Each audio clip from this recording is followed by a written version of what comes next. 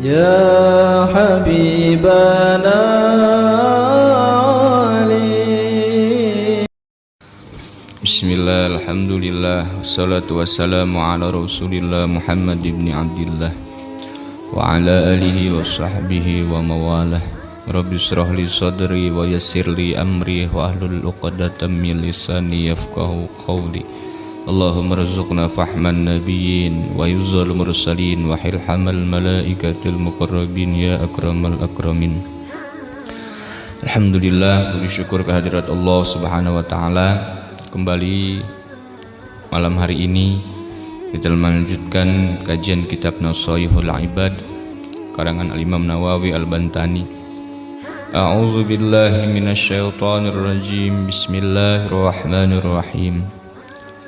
Wa alamatus sa'adati arba'atun minal umuri dzikruz dzunubi al-madiyati bin nadami wal istighfari wa nisyanul hasanatil madiyati wa nazaruhu ila man fawqahu fid din wa nazaruhu ila man dunahu fid dunya.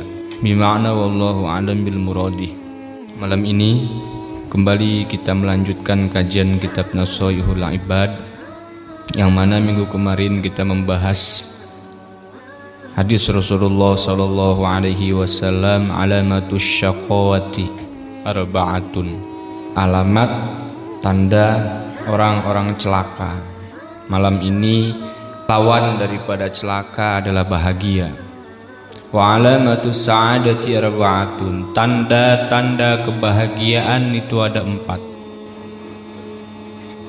Kajian malam ini membuktikan bahwasanya setiap yang Allah cipta di muka bumi itu pasti berpasang-pasangan.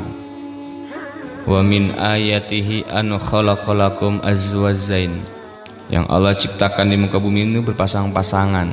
Ada tinggi, ada pendek, ada hitam, ada putih, ada neraka, ada surga, ada baik, ada buruk, ada kaya, ada miskin, ada dermawan, ada bakhil, ada alim, ada awam. Kajian ini pun Rasulullah SAW membuktikan kebenaran itu, bahwasanya Allah menciptakan segala sesuatunya berpasang-pasangan. Minggu kemarin kita selesai membahas tentang ciri-ciri orang celaka. Malam ini kita bahas ciri-ciri orang bahagia. Karena celaka itu tempatnya neraka, bahagia itu tempatnya surga. Apa kata Rasulullah sallallahu alaihi wasallam?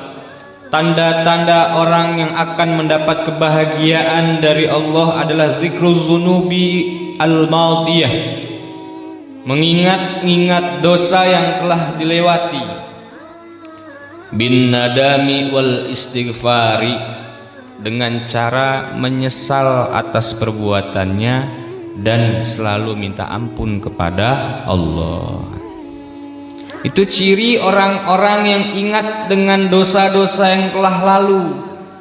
An-nadami, menyesali. Kemudian tidak cukup dengan menyesal dengan perbuatan salah atau dosa yang telah lalu, tapi diiringi dengan istighfar, minta ampun kepada Allah. Jadi ciri orang yang nggak pernah berdoa kepada Allah, ciri orang yang nggak pernah minta ampun sama Allah, itu adalah ciri orang-orang yang akan celaka. Jadi dituntun kita 14 abad yang lalu, kalam mulia ini disampaikan oleh Rasul kepada para sahabat. 14 abad yang lalu. Sekarang sudah 1444 Hijriah. Berarti sudah 1400 tahun yang lalu kalam mulia ini Rasul sampaikan sampai pada kita malam hari ini. Karena tidak mungkin Rasulullah berbicara dari akal fikirannya sendiri, tidak mungkin Rasulullah berbicara atas hawa nafsunya sendiri, tapi Rasul berbicara, berkata, berkalam melalui firman Allah Subhanahu wa ta'ala. Wa ma yantiqu 'anil hawa in huwa illa wahyun yuha. Rasul itu kalau berkata bukan dari hawa nafsunya, bukan karena kemauan Rasul, tapi ucapan Rasul adalah wahyu ilahi Rabbul Izzah, Allah Subhanahu wa ta'ala. Jadi malam ini pun kita sedang mengkaji, membahas, menulis, mendengarkan, menyimak kalam Allah Subhanahu wa ta'ala yang diwarisi oleh Rasulullah Shallallahu Alaihi Wasallam, yang diabadikan dalam kitab yang kita pelajari malam ini. Bangga, harus senang kita jadi umat Rasulullah, harus senang kita masih punya cinta dengan ulama, masih punya takriman wa ta'ziman dengan para ulama. Imam Nawawi, Syekh An-Nawawi sudah intaqala ila rafiqil a'la, tapi kitabnya masih tersebar, kitabnya masih dipelajari, kitabnya masih dibaca, kitabnya masih dipakai, kitabnya masih dibahas oleh para kiai-kiai kita, menunjukkan bahwasanya ini adalah ilmu yang bisa membawa kita dalam kebahagiaan kepada Allah Subhanahu wa ta'ala.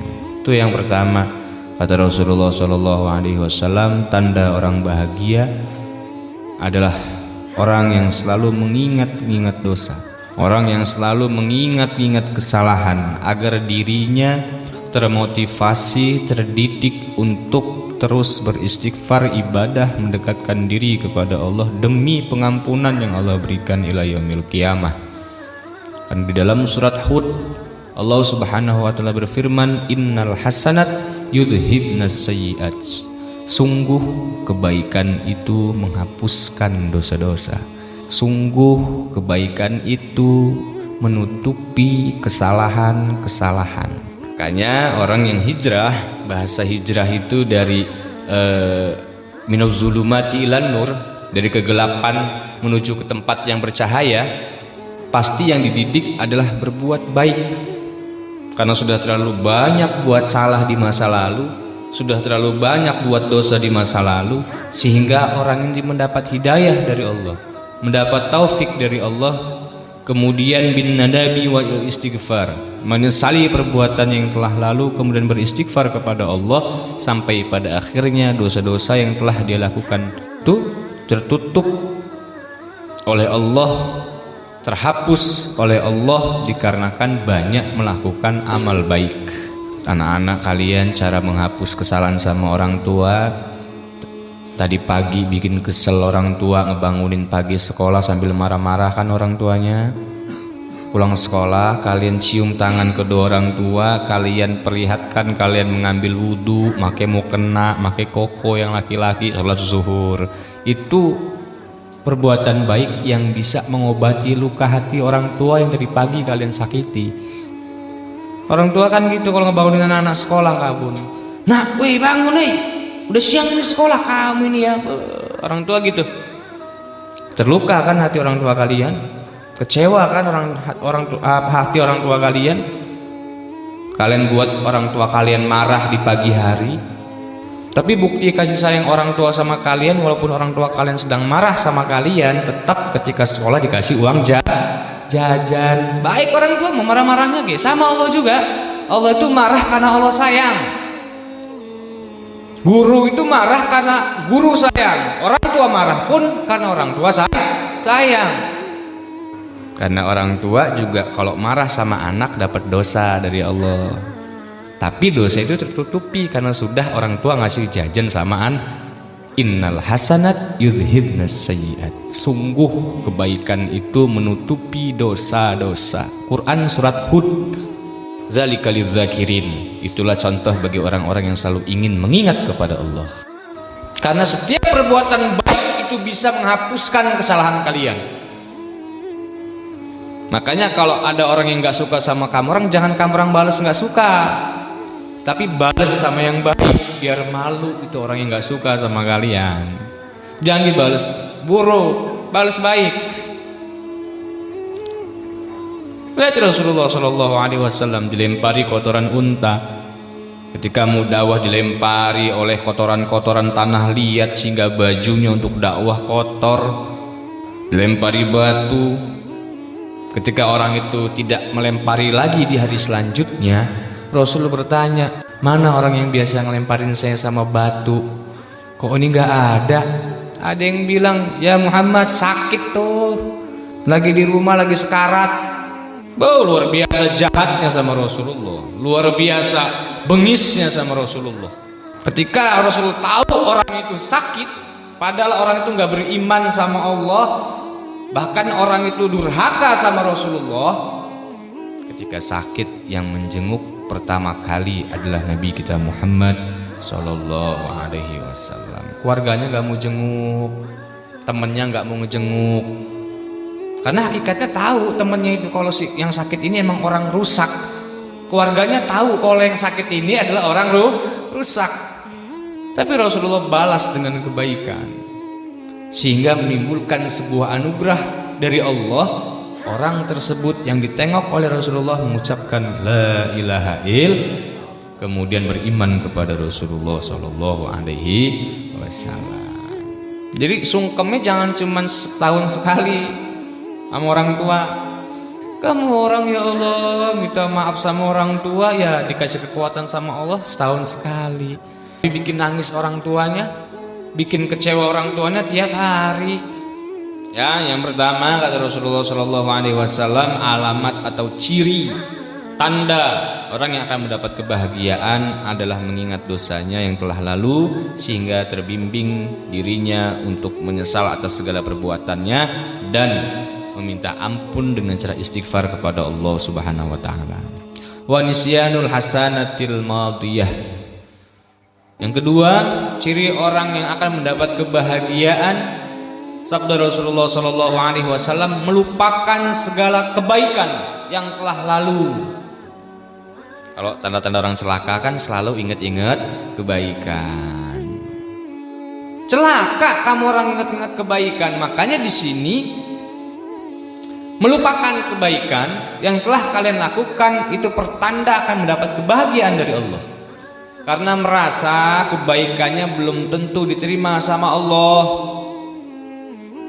Khawatir ada cacat minal ilali, dalam kitabnya tuh ada tuh, li annaha la takhlu minal ilali, karena sering banyak masuk kecacatan dalam beramal, dalam berbuat baik itu. Kadang kita mau ria, mau kadang mau dipandang orang, dibilang dikira orang dermawan.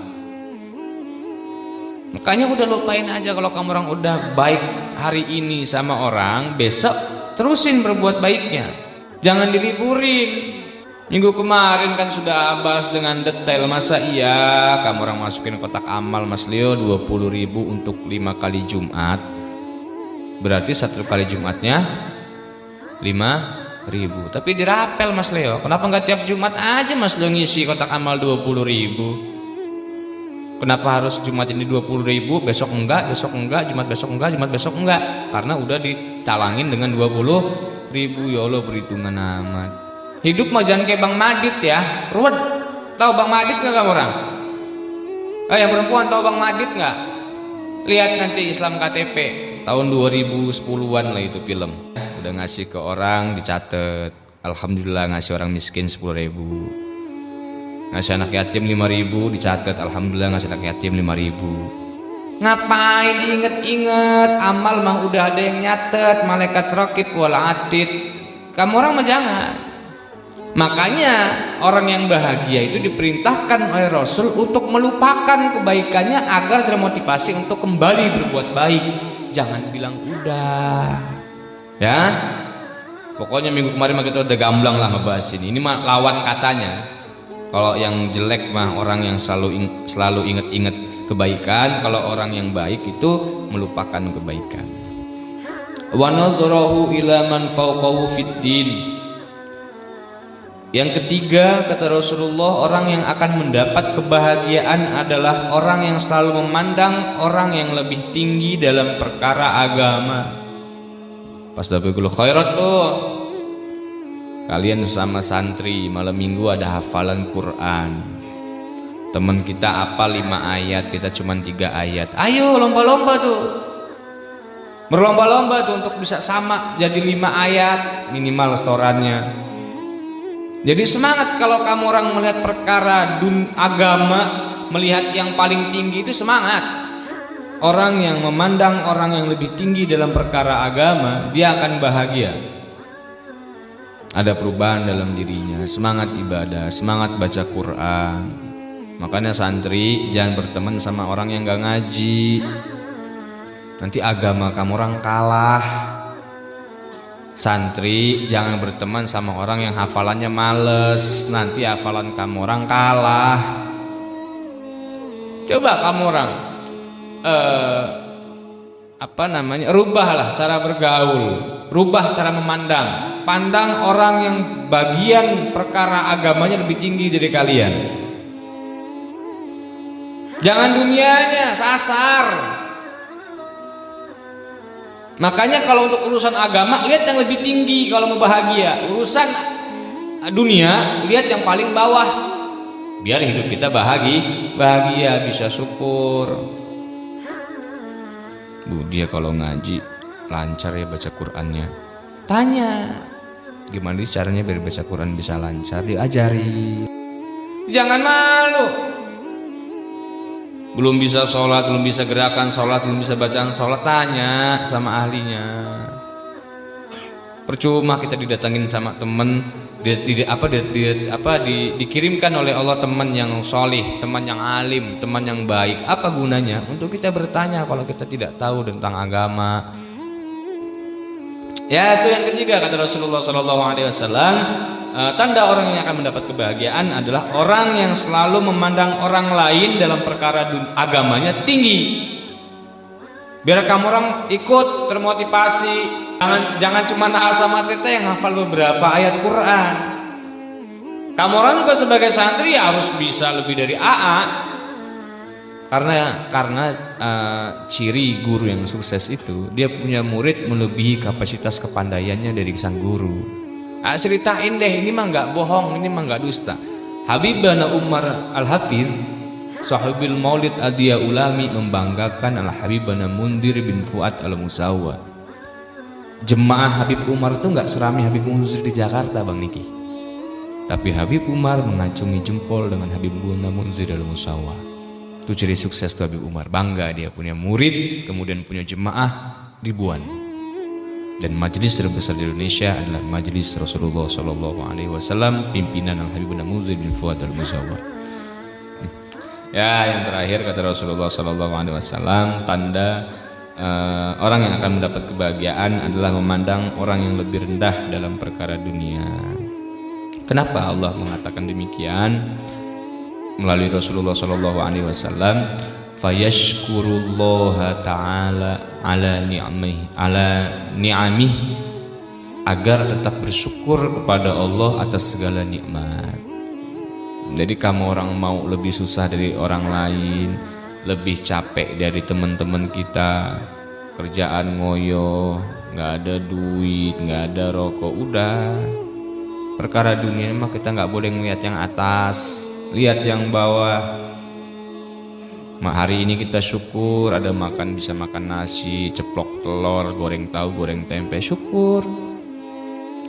Lihat hadis qudsi, Allah Subhanahu wa taala berfirman, lam yashkur ala na'mai walam yasbir ala balai walam yarda biqadai falyakhruj rabban siwaya. Yang enggak pernah mau bersyukur dengan nikmat Allah, orang yang enggak mau sabar dengan musibah yang Allah kasih, orang yang enggak mau ridho dengan ketentuan qada dan qadar Allah, maka cari Tuhan selain Allah Subhanahu. Mau nyari siapa kamu orang? Ini Allah udah gedek bener nih sama orang ini nih. Nggak pernah mau syukur, nggak pernah mau ridho apa yang Allah kasih. Kenapa? Karena selalu mandang dunia orang lain yang lebih tinggi dari dirinya. Cari Tuhan selain aku, kata Allah. Lu mau nyari siapa? Menyembah siapa kalian? Mau nyumput di mana? Dunia ini punya siapa? Indonesia punya siapa? Arab Saudi punya siapa? Amerika punya siapa? Kamu orang mau kemana? Ini hadis kudus ini Allah udah gedek banget nih. Allah udah murka banget lah. Dikasih napas bukannya syukurin untuk ibadah, dikasih sehat bukannya dibuat ibadah, dikasih waktu sempat bukannya disempetin waktu untuk belajar. Jangan mandang perkara dunia orang lain, capek. Yang ada kamu nggak bersyukur dengan pemberian Allah. Kita udah bahas minggu kemarin, Allah sudah ngebagi dengan bagian yang telah ditentukan. Yahdi mayyasha, ditentukan oleh Allah, bukan kita yang menentukan. Jadi itu 4 perkara atau 4 tanda, 4 ciri bagi orang-orang yang akan diberikan kebahagiaan oleh Allah Subhanahu wa taala. Jadi minta sama kalian, mohon sama kalian untuk tetap terus istiqomah, untuk terus dawam jadi manusia yang lebih baik, jadi manusia yang mengikuti syariat-syariat Allah dan syariat Rasulullah sallallahu alaihi wasallam. Ingat-ingat saja, kalau kalian ingin bahagia, jangan pernah melupakan dosa yang telah kalian lakukan. Jangan pernah ingat dengan kebaikan apapun yang telah kalian lakukan. Dan lihatlah perkara agama orang lain agar kalian bisa menjadi bahagia. Kemudian lihatlah, pandanglah dunia orang lain yang lebih rendah dari kalian agar kalian bisa bersyukur atas nikmat dari Allah Subhanahu wa taala. Wal maqalatu sadisata asyarata wallahu a'lam. La ilaha illallah al-karimul manan Muhammadur Rasulullah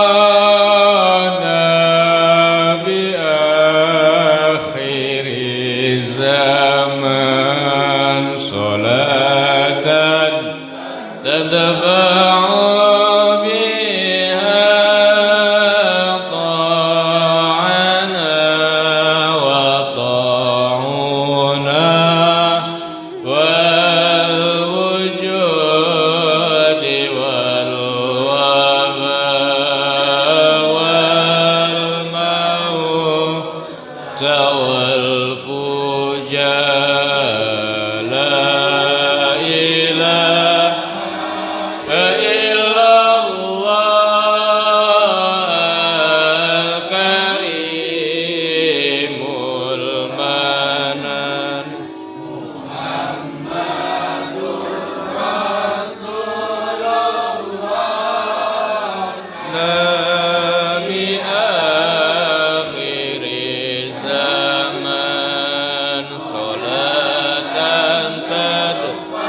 Oh